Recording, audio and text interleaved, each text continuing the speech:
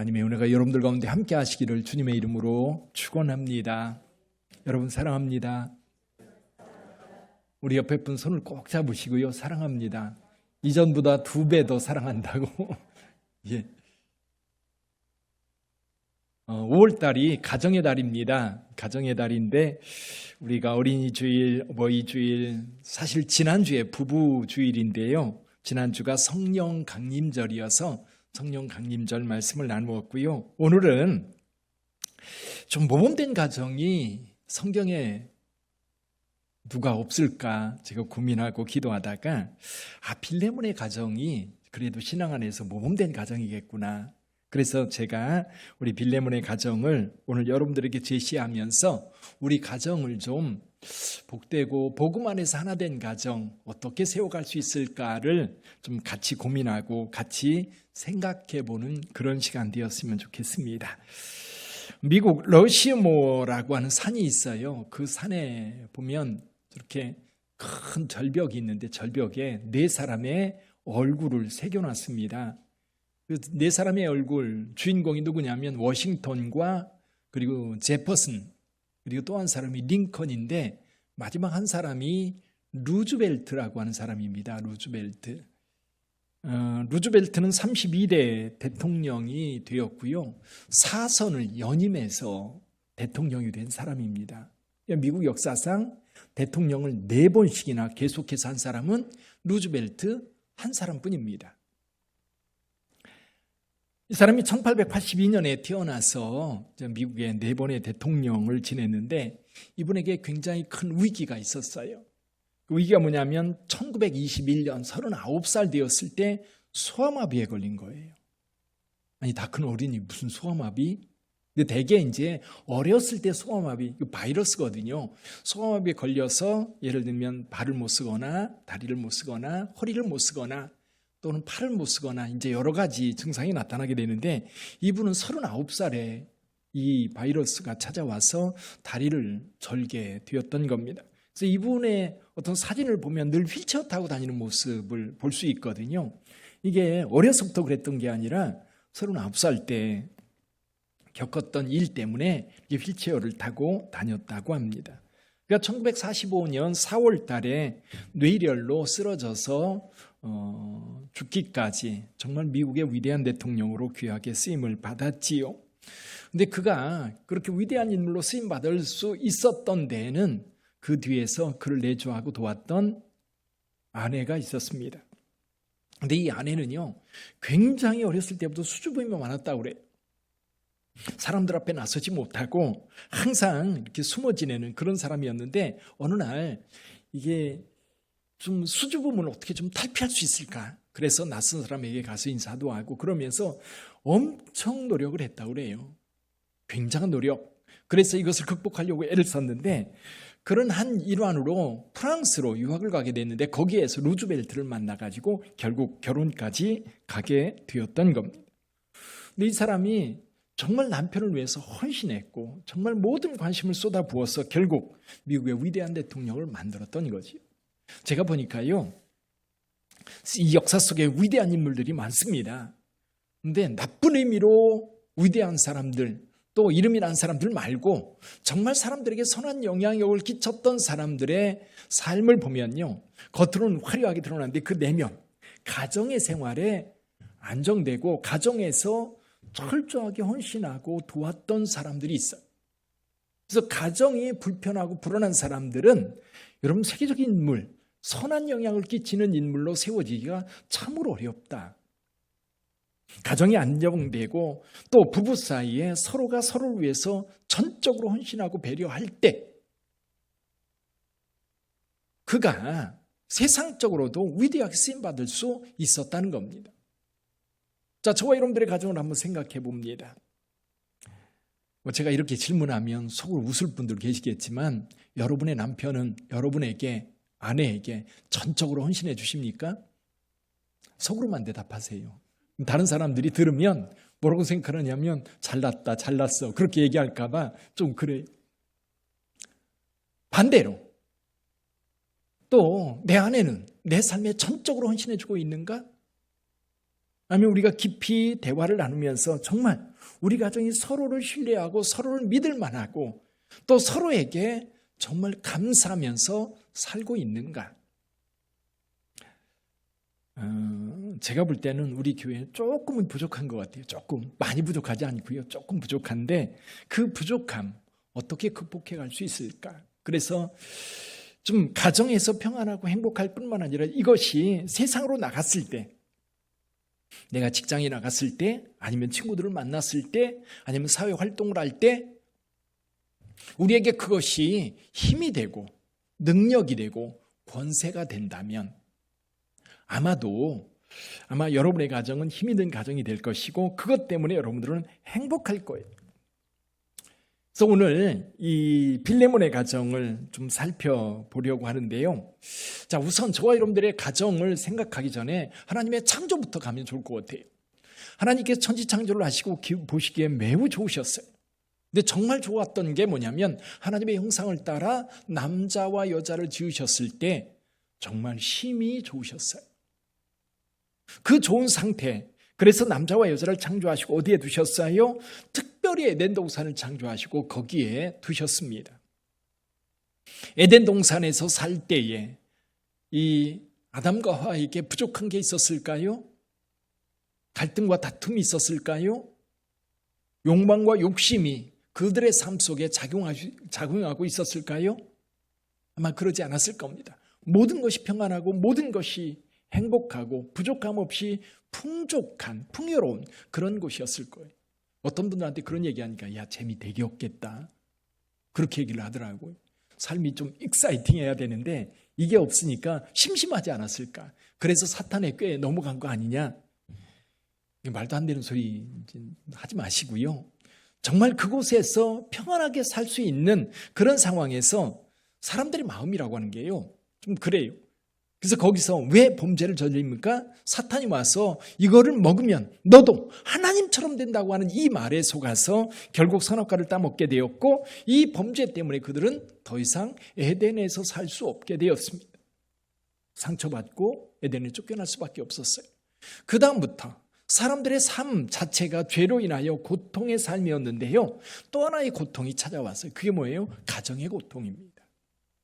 남자와 여자를 창조하셨을 때 하나님은 너무나 좋으셨어요. 행복했어요. 그래서 서로가 돕는 매필이 되어서 서로를 위해서 섬기는 자가 되어야 되지. 근데 여러분 에덴 동산에 쫓겨난 아담과 하와 그 가정 행복했나요? 그 가정이 어땠어요? 큰아들 가인이 동생 아벨을 쳐 죽이는 가정 안에 살인사건이 벌어지는 그런 가정이었어요. 사무엘 가정은 행복했나요? 모세의 가정은 어땠어요? 아니면 다윗의 가정은요? 차라리 이사야나 에레미야처럼, 이사야는 말고요, 에레미야 같은 경우 아예 결혼하지 않고 오직 주의 사용만 했던 그런 사람들은 몰라도 가정을 이룬 사람들 가운데 구약 성경에 등장하는 인물들은 정말 행복했다, 정말 모범적이다, 우리가 본받고 싶다, 그런 가정들이 의외로 없어요. 찾아보기가 어려워요. 근데 신약에서는 그래도 종종 나타납니다. 신약에서는. 이 뭘 얘기하느냐면요, 우리가 죄로 인하여 타락했을 때에 우리 가정도 타락한 사람들, 죄성을 가지고 있는 사람들이 구성한 그 공동체는 결국 여러분 평안할 수가 없어요. 거기에 악이 잠재되어 있고 뿐만 아니라 거기에 불안함이, 부족함이 늘 함께 있어서 갈등과 다툼이 있습니다. 오늘날 우리 이제 기성세대들 50대, 60대 이상 된 분들은 좀 그렇지만 요즘에 30대, 40대는 정말 행복한 것 같아요. 거리를 다니는 젊은이들 보면 그렇게 행복해 보여요. 근데 정말 행복할까? 물론 행복한 가정들도 있겠지만 거듭나지 않은 상태에서 진정 행복할 수 있는 그런 가정이 과연 얼마나 될까? 제가요, 새롭게 하소서라든지 이렇게 간증 프로를 자주 들어요. 나와서 간증하는 분들, 정말 신앙 안에서 새롭게 거듭나서 새 사람 되어서 많은 사람들에게 영향을 끼치고 하나님이 살아계시다라고 하는 그 증거를 하는 그 증인들을 이렇게 이야기를 듣다 보면 어쩜 그렇게 가정이 다 아프고 고통스러운지. 여러분, 세상에서요, 여러분 가장 많이 상처받는 곳이 어딘 줄 아세요? 어디예요? 가정이에요. 우리에게 가장 많이 상처를 주는 사람이 누구냐면 부모입니다. 부모. 엊그제는 한 분의 간증을 듣는데 어머니가 그렇게 폭력을 행했대요. 그래서 아버지가 등치도 큰데 아버지가 엄마의 폭력에 못 이겨서 가출을 했다고 하더라고요. 사회 보는 사람이 아니 어떻게 그런 일이 있냐. 그때 이제 엄마가 시집 와가지고 시골에서 시집살이를 정말 극도로 시집살이를 한 거예요. 그래서 결국 그 집에서 나오게 되었고 따로 살게 되었는데 이제 이 분풀이가 남편과 자식들에게 나타나는 거예요. 어쩌면 우리 가정들이 그렇게 상처받고 왜곡된 경우가 너무 많은 거예요. 그래서 여러분 가정도 거듭나야 돼요. 예수 그리스도의 보혈로 다시 태어나야 됩니다. 그래야 진정 그 가정이 복된 가정 될 수 있고 하나님의 거룩함을 나타낼 수 있는 가정이 될 수 있다. 그래서 오늘 빌레몬의 가정을 한번 생각해 보는 거예요. 빌레몬의 가정은 언제 거듭났을까? 그래서 빌레몬의 가정을 특징을 보면 첫째는요, 제가 말씀드리고 싶은 거예요. 첫째는 믿음으로 하나가 되었다. 두 번째, 그 가정 모두가 하나님 나라에 헌신된 가정이었다. 세 번째 뭐예요? 사도 바울이 정말 무리한 부탁을 하는데 빌레몬의 가정은 그 부탁을 들어줄 거라고 기대하고 있다는 거예요. 그래서 이 세 가지를 오늘 살펴보려고 그래요. 자, 첫 번째, 어떻게 이 가정은 믿음의 하나가 될 수 있을까? 자, 오늘 여기 계신 분들 가운데 우리 집은 당연히 믿음으로 하나 됐지, 할렐루야. 그렇게 감사하는 가정도 있겠지만 또 한 부분은 다 신앙생활하는데 우리 남편이, 또 어떤 경우 우리 자녀가, 그래서 왠지 그런 이야기가 되면, 믿음으로 하나 됐다는 가족 얘기가 나오면 왠지 마음이 좀 무겁고 찝찝하고, 목사님 또 그 얘기 하시네, 그런 느낌을 여러분들이 받을 수 있어요. 자, 그렇다면 빌레몬의 가정을 좀 생각해 봅니다. 자, 빌레몬이 어떻게 믿음을 갖게 되었습니까? 아마 추측해 보면 빌레몬이 골로새라고 하는 곳에서 한 160km 정도 떨어진 곳에 에베소가 있습니다. 근데 에베소는 그 시대에 굉장히 융성한 도시였어요. 항구 도시였고 거기에 더군다나 아데미 신전이 있어서 이 아데미 신전은 풍요의 여신이거든요. 그러다 보니까 사업하는 사람들, 무역하는 사람들, 이런 사람들은 에베소에 와서 늘 그 신전 앞에 가서 제물을 드리고 제사를 드리면서 사업이 잘 되기를 기대했던 겁니다. 어쩌면 이 빌레몬도 아마 골로새의 유력한 사람이라고 한다면 나름 사업을 하든지 어떤 재력을 가지고 있든지 아마 정치적으로든지 지역사회의 유지로서의 그 삶을 유지해가고 있는 거예요. 그래서 아마 에베소를 방문했을 텐데 에베소를 방문했을 때에 거기서 누구를 만나요? 바울을 만나는 겁니다. 바울을 만나서 바울이 전하는 예수를 믿고 그리고 하나님의 자녀가 된 겁니다. 근데 예수를 믿는 믿음으로 여러분 모든 것이 해결되는 게 아니에요. 오늘 개신교인들 가운데 상당히 많은 분들이 오해를 하고 있는데 예수 믿으면 그날로 인생이 다 달라지는 줄 알아요. 그날로 이제 하나님의 거룩한 자녀가 되어서 하나님께서 예비하신 모든 복을 다 누릴 것처럼 그렇게 생각을 합니다. 근데 오해예요. 물론 예수를 영접함으로 인하여서 우리가 하나님의 자녀라고 하는 신분의 변화가 순식간에 일어나지만, 그런데 하나님의 거룩한 자녀로 복을 누리며 살려면 우리가요 하나님의 말씀 배우고 말씀을 실천하면서 하나님의 사람이 되어야 돼. 근데 우리는 하나님의 말씀을 배우고 말씀대로 살려고 하는 노력은 없고 예수 믿는 믿음만으로 우리의 삶이 완전히 달라질 거라고 기대합니다. 우리 자녀들도 교회만 가면 사람이 달라질 거라고 생각을 해요. 근데 그렇지 않거든요. 누가 하루아침에 달라져요. 물론 어떤 사람들은 한순간, 사도 바울 같은 경우도 한순간 예수 믿고 완전 인생이 180도 달라지는데, 저는 사도 바울 그동안 기독교인들을 만나면서 상당히 많은 고민과 갈등이 있었을 것으로 보는 거예요. 그래서 여러분 그 변화의 시점에 변화는 되어 있지만 물레방아 물방울이 마지막 방울 한 방울 떨어질 때 이게 돌기 시작하는 것처럼 여러분 마지막 한순간에 하나님의 성령이 임할 때 그가 변화되었던 거죠. 근데 그런 역사가 뒤에서 이루어지지 않은 상태에서 어느 날 갑자기 예수 믿었다고 해서 그 사람이 달라질까? 아마 빌레몬 같은 경우 사도 바울과 함께 에베소에 머물면서 상당히 많은 하나님의 말씀을 배웠을 거예요. 그런데 하나님의 말씀뿐만 아니라 그가 골로새에 돌아왔을 때에 에바브라라고 하는 사람이 골로새에 와서 골로새 교회를 오랫동안 섬깁니다. 에바브라를 통해서 하나님의 말씀 훈련을 빌레몬이 오래도록 받았던 겁니다. 자, 그러면 빌레몬이 예수를 믿었다고 해서 그 가족 모두가 예수님을 온전히 믿을 수 있었을까요? 그래서 빌레몬의 가족 모두가 여기 보니 아비아라든지 아키포라든지 모두가 예수를 믿어서 하나님의 몸된 교회를 섬기고 있는데 왜 빌레몬이 믿었던 그 예수님을 온 가족이 온전히 믿을 수 있었을까? 두 가지라고 봐요. 두 가지 이유가 있을 거라고 봐요. 첫째 이유는 뭐냐면 빌레몬의 평소의 삶입니다. 빌레몬의 평소의 삶, 빌레몬이 가장으로서 또 가족들에게 신뢰를 주는 사람, 인격적으로 믿을 만한 사람. 그래서 아버지의 말이라면, 남편의 말이라면 콩으로 팥으로 매줄 쓴다고 해도 믿는다라고 그런 확신을 지금까지 보여주었다면 그가 어느 날 에베소에 가서 예수를 믿는 믿음을 가지고 왔을 때 우리 아버지가 믿는 예수라면 아버지가 경험한 그 예수 그가 아버지가 함께 믿기를 원한다고 한다면 나도 믿어야지. 또 내 남편이 그렇게 얘기할 때에 내 남편이 허튼 사람 아니고 믿을 만한 사람이라고 확신하기 때문에 평소에 그런 믿음을 가지고 있었기 때문에 어느 날 갑자기 와서 우리 예수 믿읍시다 그럴 때에 그래요? 당신 믿는 예수라면 나도 믿겠소. 그렇게 말할 가능성이 있어요? 없어요? 있어요.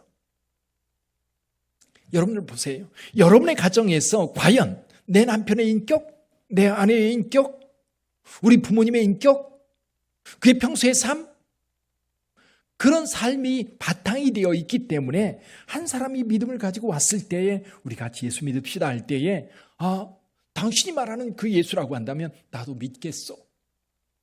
이런 신뢰가 이 가정에 있었을 거라고 보는 거죠.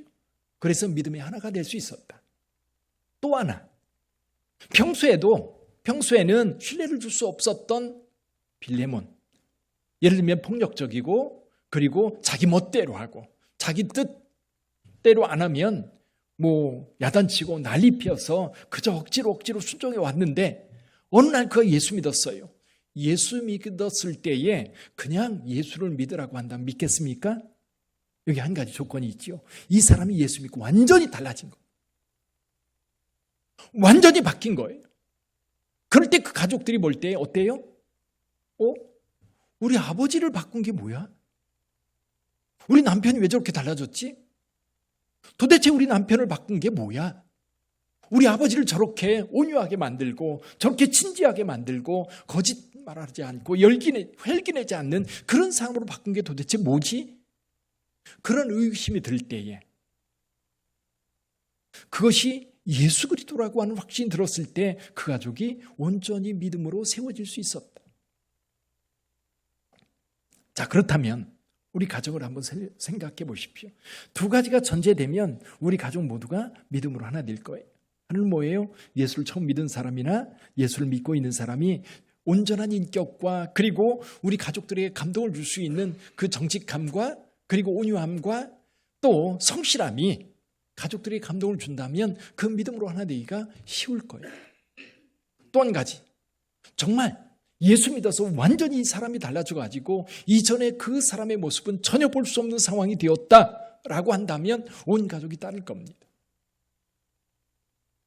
그것만 있어가지고 좀 부족한 것 같아요. 뭐가 있어요? 성도들 각자가 사실은 내가 예수 믿고 그 기쁨 충만해도 내 남편 너는 너 믿는 거지 나까지 그러지 마. 요즘 자녀들 특히 그래요. 엄마 아빠 믿는 신앙 나한테 강요하지 마세요. 요즘에 우리 자녀들은요 당당하게 그렇게 얘기를 해요. 예수 믿는 것에 대해서 분명히 우리에게 예수 믿어야 구원받고 예수 믿어야 이 세상에 살아갈 때 우리의 삶의 가치를 분명히 알고 정말 하나님께서 원하시는 아름다운 삶을 만들 수 있고 끝에서 저 천국에 들어갈 수 있는 그 길이 열린다고 분명하게 이야기하면서 우리 함께 예수 믿자라고 할 때 좋은 건 알겠는데요. 전 싫어요. 아마 여러분의 가족들 가운데 믿음으로 하나 되지 못했다면 그런 경우 분명히 있을 거예요. 자, 그렇게 고집을 부리는 경우가 있어요. 그러니까 선하게 살지 못해서도 아니고 믿음 생활 안 해서도 아니고 그리고 또 뭐라 그럴까요? 내가 성실하게 또 내가 정말 믿음대로 살지 못해서가 아니라 왠지 내 영향이 너무 부족한 거예요. 내 영향력이 우리 가족들에게 강력한 영향을 좀 미쳤으면 좋겠는데 사람이 변화될 만큼 내 영향력이 너무 부족한 거예요. 근데 분명한 것은 우리가 한 가지 목적은 가져야 될 것 같아요. 믿음으로 하나 되자. 믿음으로 하나 되자. 두 번째요. 이 빌레몬의 가정은 믿음에 있어서 하나 된 가정이었을 뿐만 아니라 주님의 몸된 교회를 섬기는 데 있어서 하나가 될 수 있었어요.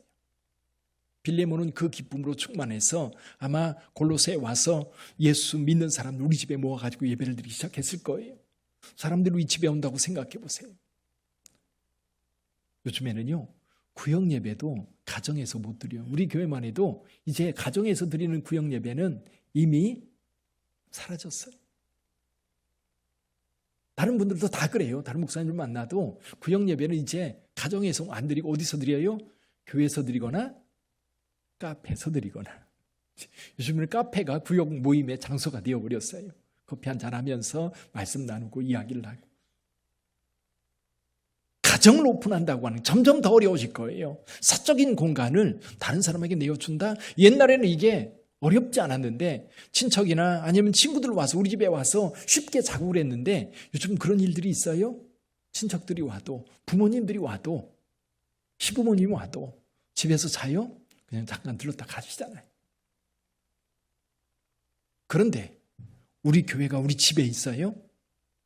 여기 아비아가 빌레몬의 아내란다면 아마 거기 오는 사람들 식사 대접 다 했을 거예요. 먹을 거 다 준비해서 누가 또 성실한 사람 착한 사람 있으면 도와서 같이 음식 만들어서 다 대접했을 거예요. 헌금은 어디서 나왔어요? 이때 당시 헌금이 습관화되어 있습니까? 그렇지 않아요. 자원해서 했을 텐데 이 빌레몬의 집은 그래도 넉넉한 집이었기 때문에 사람들을 대접할 수 있었을 거예요. 근데 아내가 만약에 빌레몬에게 여보 우리 돈 없어 또는 우리 사람들한테 대접할 만큼 그런 여유 없어 라고 한마디 하면 그게 되겠습니까? 아키포가 주의 종이 되어서 교회를 충성되이 섬깁니다.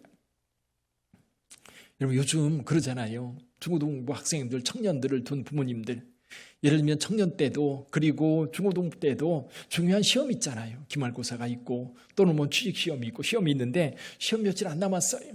근데 얘가 주일날 교회 가가지고 주일학교하고 청년의 모임 갖고 예배드리고 저녁 늦게 왔어. 믿음 좋은 목사님도 그러고요. 장로님도 그러고요. 권사님도 그러고요. 야, 너 미쳤냐? 중요한 시험이 내일 모레인데 예배만 드리고 와서 공부해야지. 너 그러려고 그랬냐? 너 떨어지면 어떡하려고 그러냐? 그게 우리 모습이잖아요. 그게 우리 모습이에요. 그래서 저는 그런 생각이 들어요. 우리 자녀들한테 좋은 직장, 공부 열심히 부모님들이 좀 꼭 지켜야 될 게 뭐냐면 공부 잘하는 거 기대하지 마세요. 오히려 믿음을 주면 이 믿음 안에서 아이들이 스스로 해요.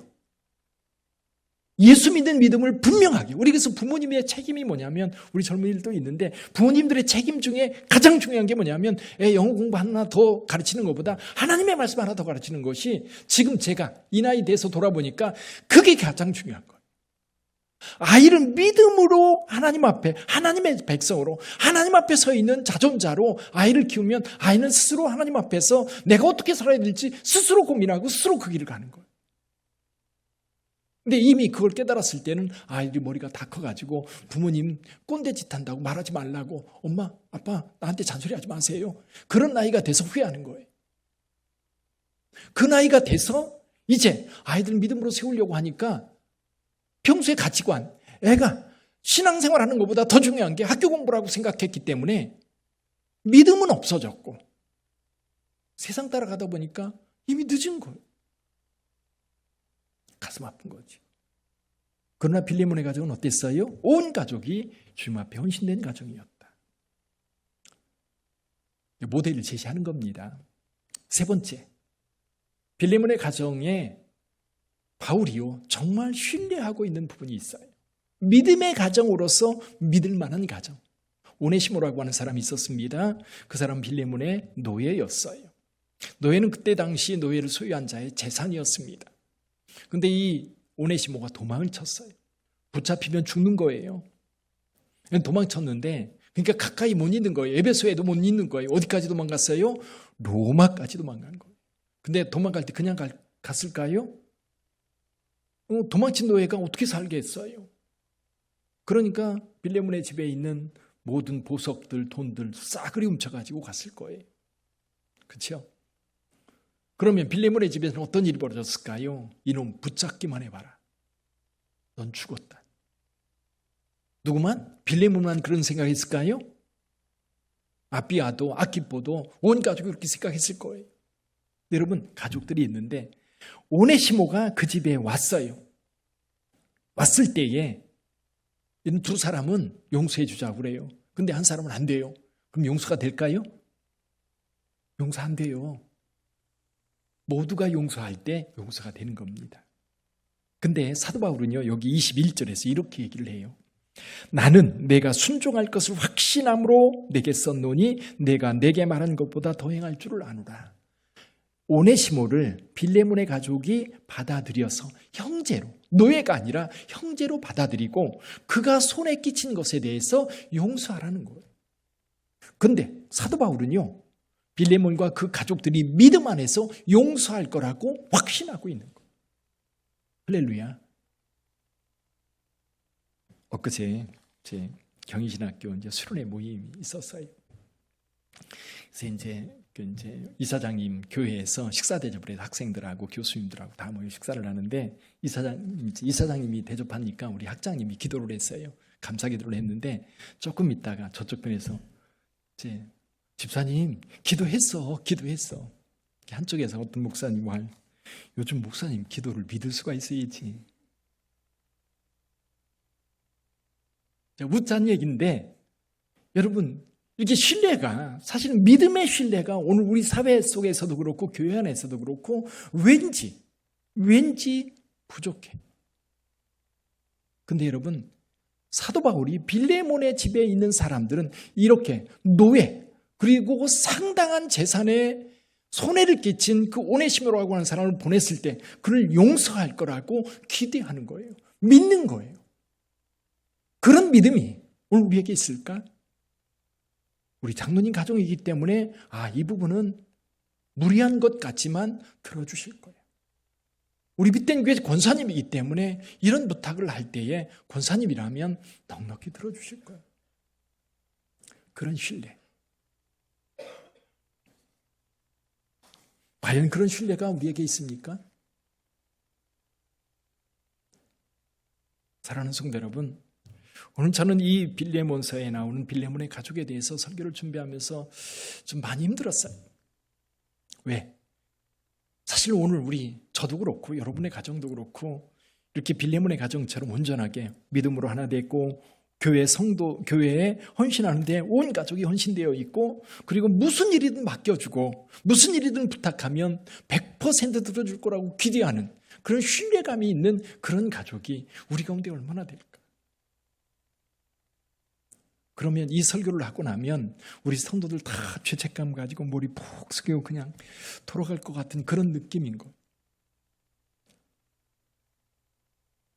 도대체 이걸 어떻게 우리가 해소할 수 있을까? 하나님 앞에 고민하면서 그런 생각을 했어요. 여러분, 단 한 가지 비전은 포기하지 않았으면 좋겠어요. 이 모델, 우리가 좀 추구하고 갈 수 있는 그곳 있잖아요.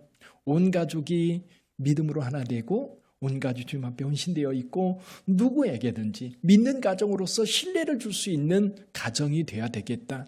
이건 여러분들이 목표로 분명하게 설정해 둬야 될 것 같아요. 이거를 포기하면 안 되는 거예요. 그렇죠? 우리 가족 예수 믿고 구원받았으면 좋겠다, 그냥 좋겠다로 끝나면 안 돼요. 분명히 우리 가족 모두가 예수 믿고 구원받아야 되겠다라고 확신 갖고, 그리고 우리 가족 모두가 정말 주의 나라 귀한 일꾼들 다 되었으면 좋겠다, 아니 돼야 되겠다 확신 가지고 하나님 앞에 기도한다면 이루실 줄 믿습니다. 그것은 분명히 우리가 가지고 가야 될 것 같아요. 그 비전과 목적이 우리에게 분명하게 우리 표대를 향해서 사도 바울이 달려갔던 것처럼 우리 가족에 대한 비전을 그렇게 두고 간다면 하나님께서 이루실 줄 믿습니다. 하나님이 일하시도록. 그래서 저도 목회자로서 능력이 많이 부족하고요. 여러분들도 여러분의 가정에서 온 가족 예수 믿게 하려고 내 자녀에게 말하려고 하면 말이 안 먹혀 들어가잖아요. 오히려 이제 60대쯤 되면 이제 자녀들 없으면 못 사는 시대가 되잖아요. 50대만 돼도 자녀 도움이 아니면 핸드폰이라든 야 좀 일로 와봐라. 저도 그래요. 그러니까 뭐 핸드폰 하다가 안 되면 야 이주야 불러대가지고 이거 어떡하냐. 그럴 수밖에 없는 거예요. 역전된 거예요. 그러니 아빠의 권위가 이제 자녀들에게 손자들에게 먹혀들겠는가. 그러나 우리가 포기할 수 없는 것은 온전한 가정에 대한 분명한 꿈은 가지고 그 꿈을 위해서 우리가 기도하고, 그리고 내 나름대로 완벽하지는 못하지만 그래도 기도하면서 내가 믿음대로 살려고, 그리고 자녀들 앞에서도 떳떳하게 내가 그렇게 믿음대로 살려고 애쓰고 있다고 하는 것을 아이들에게 보여준다면 아이들도 노력할 거예요. 우리 남편도 다시 우리를 볼 거예요. 우리 부모님들 예수 안 믿고 있다면 아마 그분들도 내 모습을 보고 예수 믿지 않을까요? 그 믿음을 저와 여러분들이 함께 만들어 갈 수 있기를 주님의 이름으로 축원합니다. 기도하겠습니다.